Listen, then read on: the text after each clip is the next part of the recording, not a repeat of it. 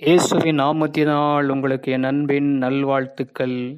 சங்கீதம் 91 14வது வசனம். அவன் என்னிடத்தில் வாஞ்சியா இருக்கிறபடியால் அவனை விடுவிப்பேன். என் நாமத்தை அவன் அறிந்திருக்கிறபடியால் அவனை உயர்ந்த அடைக்கலத்தில் வைப்பேன். அல்லேலூயா. இங்கு அழகான வார்த்தை சொல்லுகிறது, நம்ம யாரிடத்துல நம்ம வாஞ்சியா இருக்கணும்? இயேசுவிடத்துல நம்ம வாஞ்சியா இருக்கணும். அப்படி நம்ம அவரிடத்துல வாஞ்சியா இருக்கும்போது நமக்கு வர ஆபத்து நமக்கு என்ன பண்ணுவார்? அவர் விடுவிப்பார்.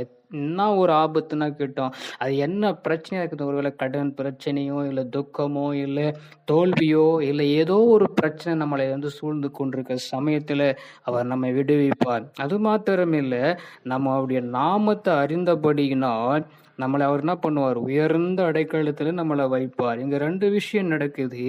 ஒன்று, நம்ம என்ன பண்ணோம்? நம்மளை விடுவிக்கிறவராக இருக்கிறார்.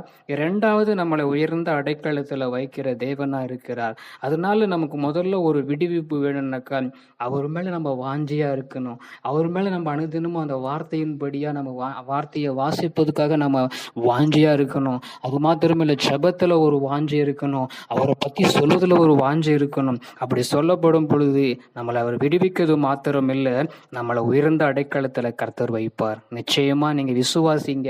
அப்படியா இந்த வசனம் உங்க வாழ்க்கையில நிறைவேறும். ஆமென்.